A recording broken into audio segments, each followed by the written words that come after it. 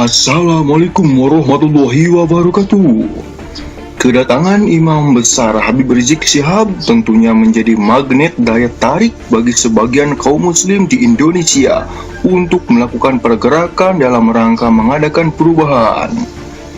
Namun dalam melakukan perubahan tentunya harus mempunyai konsep dan metode yang benar, sahih dan jelas. Dalam melakukan perubahan, tentunya harus dimulai dari dasar atau asasnya agar bisa dibangkitkan menuju kebangkitan yang benar. Tetapi sayangnya banyak kelompok yang tidak sadar, bahkan tidak mengetahui bagaimana cara melakukan kebangkitan dan perubahan sesuai dengan jalan Islam.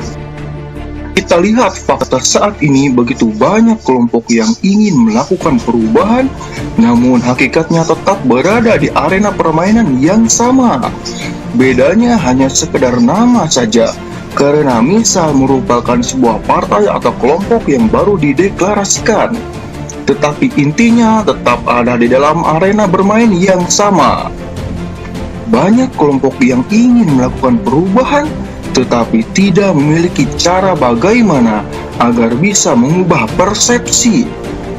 Adapun konsep yang diklaim sebagai cara mengubah persepsi hanyalah konsep yang tidak memberikan hasil yang berarti.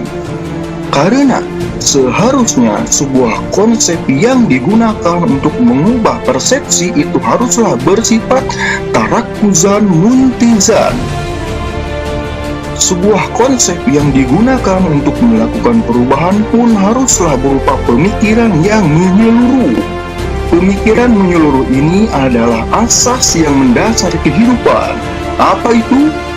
Yakni akidah rasional yang menjadikan sebagai landasan berpikir.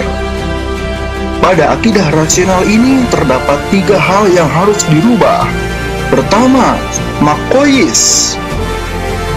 Kedua, mafahim. Ketiga, qanaat.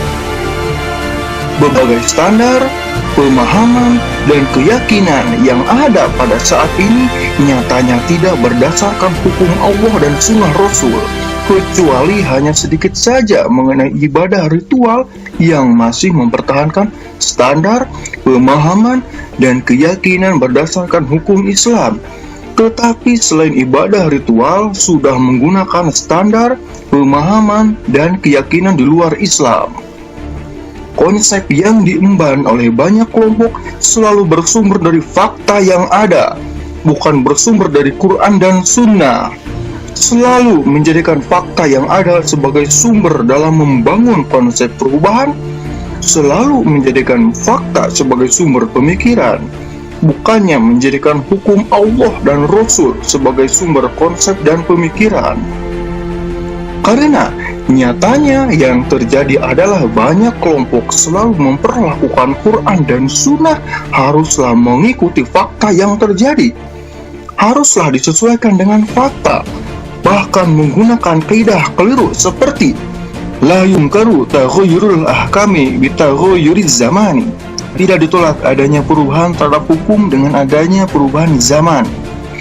Padahal selama menjadikan fakta sebagai sumber pemikiran, sumber perbuatan, sumber konsep, sumber perubahan, maka sampai kapanpun fakta tersebut tidak akan bisa dirubah. Karena hakikatnya hanyalah merubah fakta yang ada dengan fakta itu sendiri. Contohnya, kita tahu banyak kaum muslim di Indonesia ingin rezim zalim ini berakhir, bukan? Tetapi pemikiran yang diambil hanyalah tertuju pada Pilpres 2024, betul? Kembali mengambil konsep kafir barat, yakni melihat mekanisme sistem demokrasi yang dianggap sebagai satu-satunya jalan perubahan dengan cara mengganti rezim, betul? Sehingga bergantinya rezim dianggap sebagai perubahan, betul?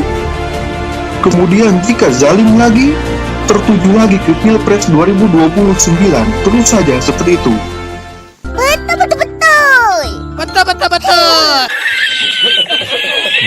Betul.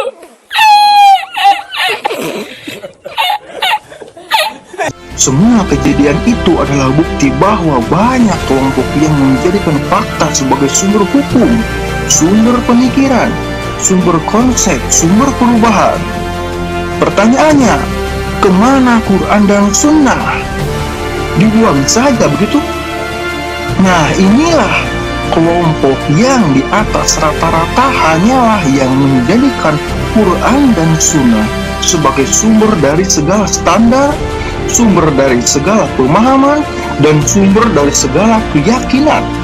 Artinya, fakta rusak yang ada saat ini haruslah dirubah dan sesuai dengan hukum Allah dan Rasul, sehingga di sanalah perubahan itu akan terjadi. Lantas, apakah sudah ada kelompok yang di atas rata-rata tersebut? Silahkan dijawab sendiri, karena channel ini selalu menegaskan kepada Anda bahwa jangan buta politik dan jangan menjadi korban politik.